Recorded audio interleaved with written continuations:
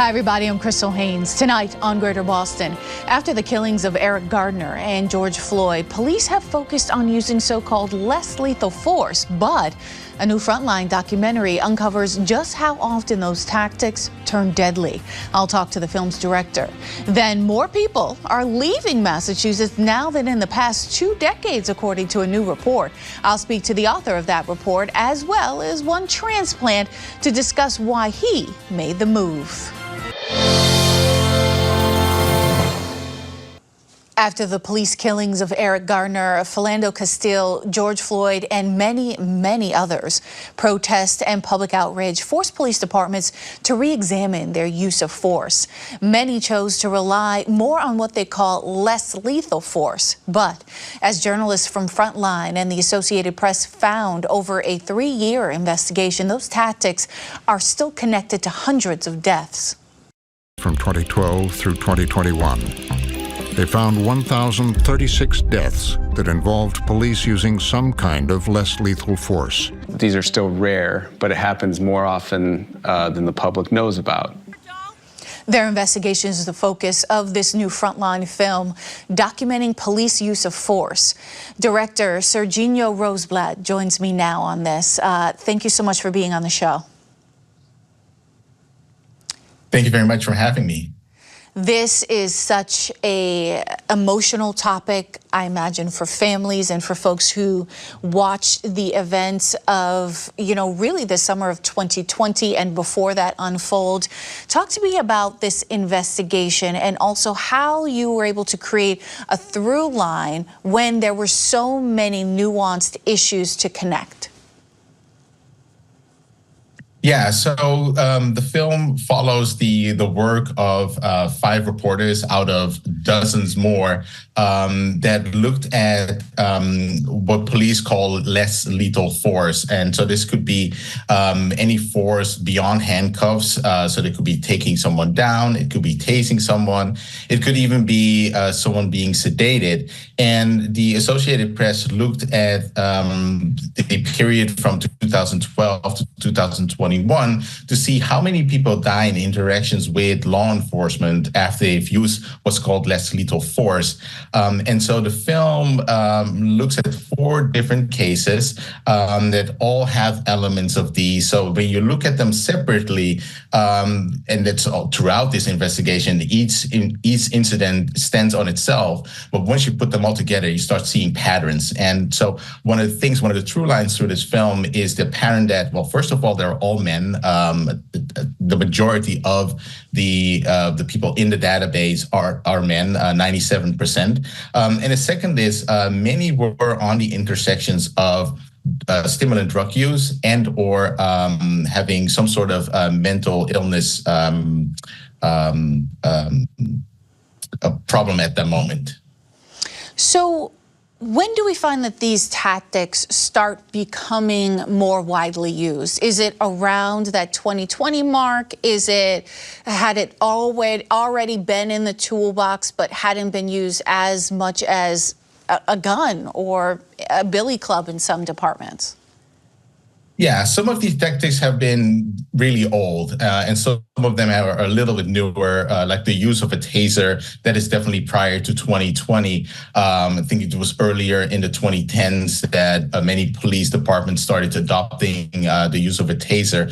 But one of the other uses of force, one of the other tactics that police officers have in their toolbox, which is prone restraint, is really old, and it's basically putting someone on their stomach face down in order to handcuff them and in order to have control over them. And it's also been known for by now decades that it could be problematic to certain people, whether or not they are obese or they have like certain types of drugs into their system, and or if you leave them on their stomach for too long, that could be a problem as well. Like one of the cases that we found in this investigation, a person was left on their stomach in the prone restraint for 22 minutes. But in 1995 already, the Department of Justice put out a bulletin saying that prone restraint could be dangerous and that officers should if, once they've handcuffed someone, should roll them over into the recovery, or sometimes called rescue position, which means roll them over on their side so that they can continue to properly breathe, and not leave them in the prone position for a prolonged amount of time. And, to that point, we actually have a piece of sound from Justin Pritchard with the AP describing the types of force that you all focused on. We're looking at deaths that don't involve someone being shot and killed, deaths after interactions that involve at least a certain level of force that's beyond handcuffing. Less lethal force can be a range of things, and it doesn't always have to be excessive use of these things, like a taser, a baton. It can be physical force, punching, taking someone down. It can be when they're down, they're in prone position with a knee on their back, forced sedation. Lots of types of this so-called less lethal force, but I'm also thoughtful about this topic of excited delirium, which ends up being a very common reason that police officers employ when they find themselves sort of on the other side of the law or being questioned about their use of force. So talk to me about that and sort of how prolific it ends up being in these cases. Yeah, so excited delirium, as we were making this film and we asked various experts on, what is excited delirium? Can you describe it? They always had somewhat of a difficulty to explain it, but in short, it's a term that's used to describe a potentially life-threatening state of agitation. Sometimes it's induced by drugs, but by now it's become widely discredited by the medical establishment. And so what you had with excited delirium is that quite often medical examiners cited it as a cause of death. When after someone was, showing these signs and eventually dying. But what we found in our investigation, and what some others have found as well, is that excited delirium seems to be somewhat exclusively used only after someone died in an interaction with police officers. So it's what some experts say, shifting the blame from the potential use of force from the officers to the victim. It's their fault. They have had something, going on in their body. They got way too agitated and their body couldn't handle it, and therefore they died. But as we've looked at some of the cases in our database that have been described as, or the medical examiner cited excited delirium, a closer look together with some experts revealed that quite often the use of force from police officers played a much bigger role than the person's medical state or their state of, Yeah, we mentioned drugs there. One tactic of less lethal force is sedation by ketamine or Versed. The research that the AP conducted found a pattern where 1 in every 10 people in the database had been sedated, and shortly afterward, they suffer cardiac arrest and respiratory arrest and die, as you mentioned here. We also have a piece of sound or a piece from the documentary here where an EMS educator and paramedic, his name is Eric Garner, discussed how it is used in the field and why he has some real concerns here. I think ketamine used properly is a very safe and effective drug.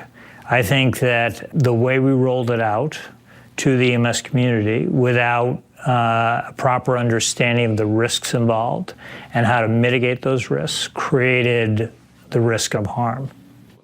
Among those risks are how the sedatives can interact with drugs or alcohol already in someone's system, and how they can further restrict breathing of someone already being restrained and in distress. There was a fair number of times where individuals were chemically sedated where, with the understanding we now have, we would elect not to perform that chemical sedation. So talk to me more about this particular less lethal sort of use of Versed here. Yeah, so we were just talking about excited delirium. Back in 2009, the American College of Emergency Physicians were one of the medical organizations who said, like, yes, actually, excited delirium is a real condition, and one of the ways to treat it is by sedating people out in the field. And so paramedics, it's not police who are sedating people, but they're doing it. The paramedics are doing that. Paramedics started using a sedation out in the field, and according to the experts, quite often it works fine. Someone calms down, or either kind of falls asleep and wakes up in the hospital and is able to get help. But it's not. When paramedics arrive and police officers arrive on what sometimes is a very chaotic scene, they do not know what kind of medical condition this person might have, what kind of drugs or alcohol they have in their system. So they try to control the situation as soon as possible and sedate a person, not knowing what other interactions the sedation might have, and the person ends up losing consciousness and then eventually die.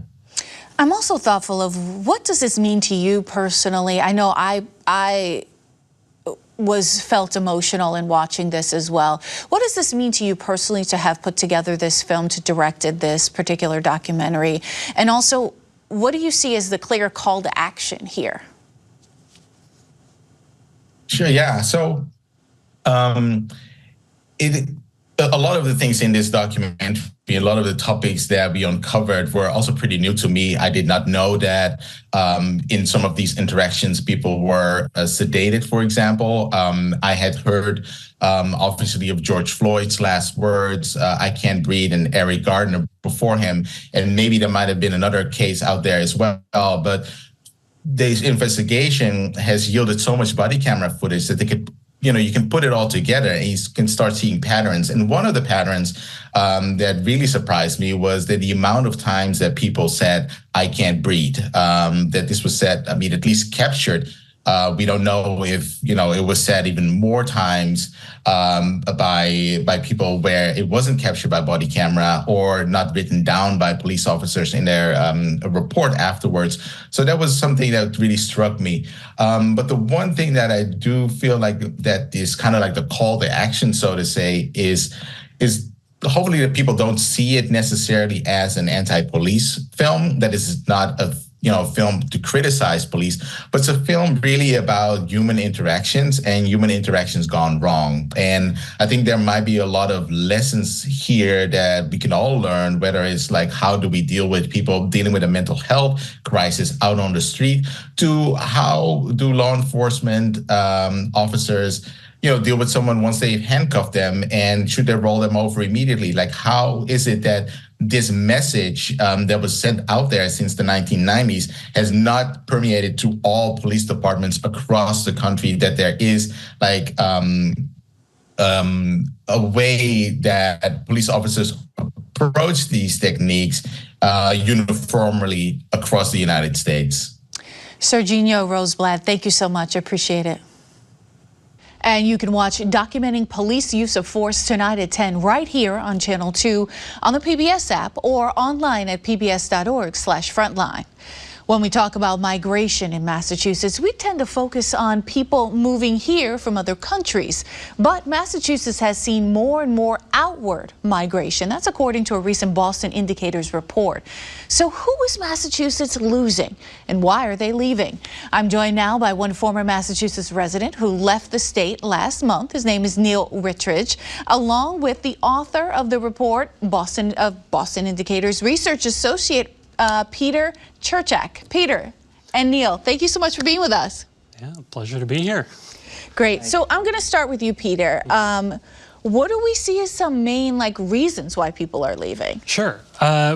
People leave for any number of different reasons. Looking for work, trying to start a family in someplace more affordable. But one of the big reasons that we've seen both kind of in Massachusetts and Greater Boston is housing cost. Housing cost is much higher in Massachusetts than almost any other state in the country, only beaten at the median by California and Hawaii. That's a big reason there. We see people moving for work, trying to find opportunities in different sectors that are available elsewhere, but may not have kind of those opportunities here. But housing, definitely one of the bigger ones. Neil, is that your number one for why you moved? Yes, definitely. We, my partner and I, we actually tried to move city to city within Massachusetts at first to find better or more affordable housing. And then we had simply figured it might be best for us to search further out where things are more affordable. Yeah, well, Peter, I mean, I imagine it's also a certain age range that's able to be mobile, and also the fact that so many jobs are hybrid or remote. Yeah, no, what we've seen in the data is that our largest kind of out group, when we look at by age, is 25 to 44-year-olds, probably like yourself, like myself, looking either recent graduates, people looking to start families, looking for work. A lot of them are more mobile, more renters. In Massachusetts right now, roughly 44% of people under 45 are renters, as compared to older folks, older than 45, 70%, 73% or so own their own homes. And when you have your own home, your nest egg, your mortgage, and things like that, it's a lot harder to kind of pick up shop and leave. We were talking about this being a trend, so there is an increase. I imagine, are we at the height of that sort of increase? We'll know in a year, I suppose. Oh, yeah. We don't, it's hard to say. Yeah. Certainly towards the pandemic, we saw an increase in people leaving, either to other states like North Carolina or to more affordable parts of Massachusetts. We've seen, Massachusetts has been a domestic out-migration leader for quite a while, but the acceleration is really the thing that we're going to keep our eye on. And that means like Massachusetts sort of leads other places in terms of folks leaving? We didn't check kind of as opposed to other states. But what we have been kind of over time, Massachusetts has been losing more population through out-migration and domestic out-migration than gaining from in-migration from other states. You don't see a lot of people coming from North Carolina to Massachusetts, say. Not to the same extent you see people leaving the state. Neil, I want to ask you, did you think about any other sort of consequence or benefit to moving other than cost? Like, did you think about, okay, well, if we're moving here, it is less expensive, but maybe you'll have, fewer options for restaurants, or if you're really civically minded, the political climate might be something you agree with? Yeah. Definitely of concern. What I can say right now is it feels like healthcare is a bit less accessible here in North Carolina, and that could just be me not knowing the lay of the land. And politics was of concern, especially with some of the state races happening right now. So far, though, I would say, simply in terms of quality of life or, day-to-day living at the moment, it's obviously early, but we feel pretty good right now in general. Yeah, I mean, tell me about the difference between when you lived in sort of the greater Boston area versus where you are now. Yeah, well, so my partner and I, we both worked 2 jobs and didn't have much space for, enjoying each other's company outside of the home.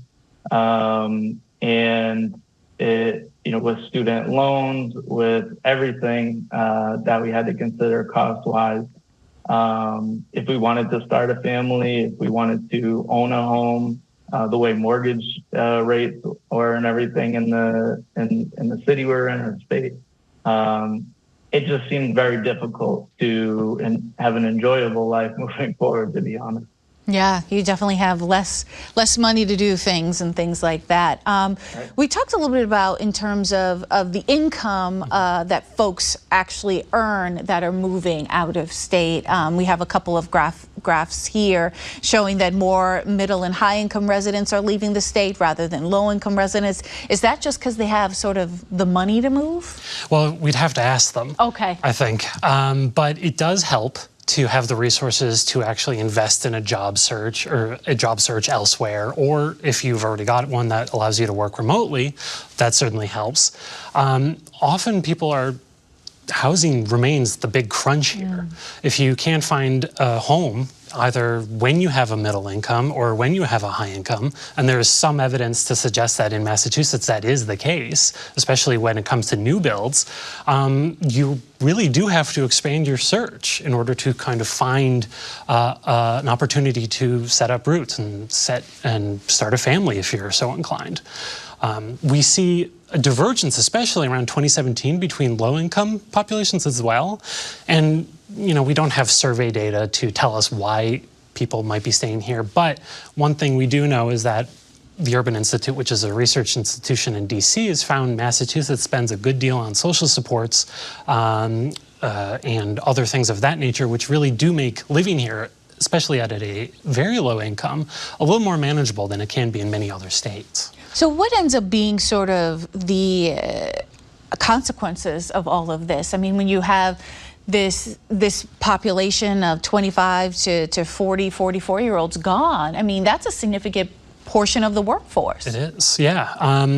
One of my colleagues at UMass Donahue mentioned that this is our future workforce. These are people who are going to be going into the workforce, kind of supporting our population as it gets older, things of that nature. And if they're not here to do those jobs, that's going to have ramifications down the line. I'm not a workforce economist or labor economist, but I can tell you if you're not in the state, it's going to be difficult to perform care work, to perform those kinds of really person-to-person interactions that a lot of our older citizenry really relies upon. I mean, they're not going to be there. Is there sort of I imagine when you see a report like this, there's something of a call to action to either state legislators or heck, even folks who build homes about, in terms of how we keep this, what seems to be a vital part of our population here in Massachusetts. Yeah, it's not something we've kind of really worked on at Indicators. We're not like a policy think tank, like what is going to do this or what is going to do that. But I can say, anything that can bring down the cost of housing, that's really a good place to start. $612 is the median price of a house in Massachusetts in 2022. There are 2 states that are higher in cost than that. $612,000, right? Yeah, 2022. Wow, that's incredible. It's very expensive. Yeah. So. And older folks are holding on to their homes as well, I imagine. So then that affects the housing stock. Yeah. And they're facing a lot of the same problems younger buyers are facing. That's like right. if they want to downsize, they also have to deal with higher mortgage prices. They also have to deal with higher cost housing. And in many cases, they're on fixed incomes. And that just makes everything harder for everyone. Yeah. Neil, as you think about your future, do you think you'll stay in North Carolina, or is it a place just sort of to pay off your school loans and sort of enjoy your partner a little bit? Yeah, I mean, I'd say it's to be determined for sure. Right now it seems like a great opportunity to, at the very least, catch up on some things, like student loans, any sort of debt that we have, and maybe save money to purchase a home in Massachusetts one day. But if things continue this way, we might need to stay a little longer than we want or anticipated. But I don't know. It kind of it makes you think where is this going to end and how is it going to stop? Because if I could just people where we moved to in Charlotte are moving out as well. So there's sort of this ripple effect where everybody's moving out from where they've been living their entire lives simply to have a better quality of life. And of course, people who have the least will end up suffering the most from all of this. So it's just very interesting to think of where is this all gonna end up. That's right. Neil, Peter, thank you so much for your time. My pleasure. That's it for tonight, but come right back here tomorrow. One migrant shares his struggle finding work in Massachusetts. That and more tomorrow at 7. Thank you so much for watching. I'm Crystal Haynes. Good night.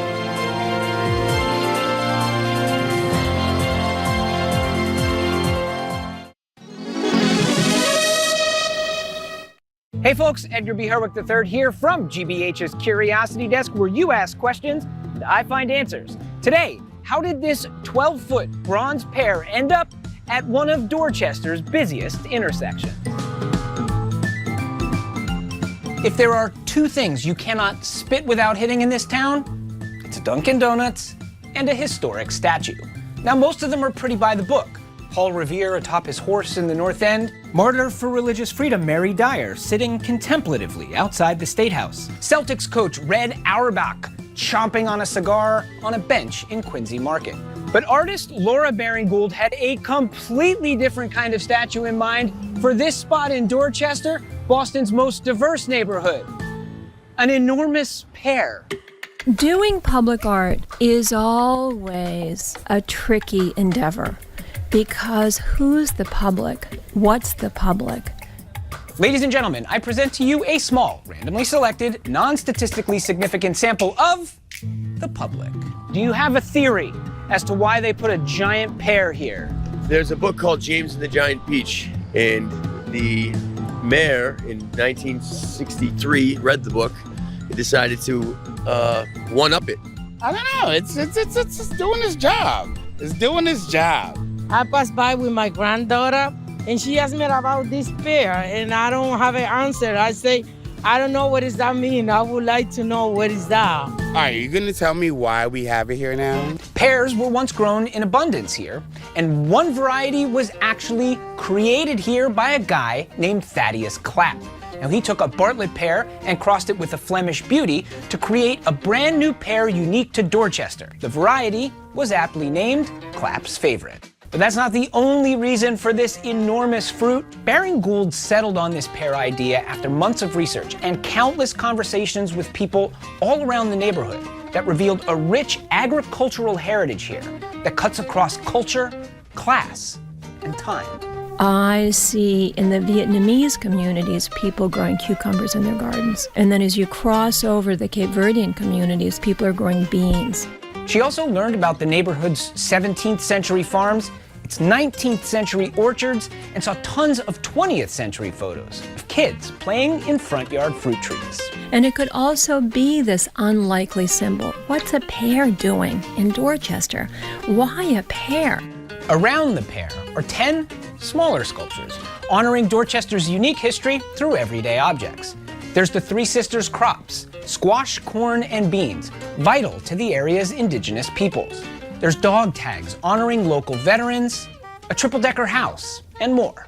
But it is the pear that looms largest here, and Baring-Gould sees it as a fitting metaphor for Dorchester. A sweet, tough-skinned hybrid fruit, something wholly new, only made possible by cross-pollination. Thank God, now I know what I'm gonna say to my granddaughter. So, there you have it. Don't forget to like and subscribe, and perhaps most importantly, let me know what you are curious about, because hey, I might just look into it for you. I'm Edgar B. Herwick III. Stay curious out there. Oh, it's pretty good. This is a tasty pear.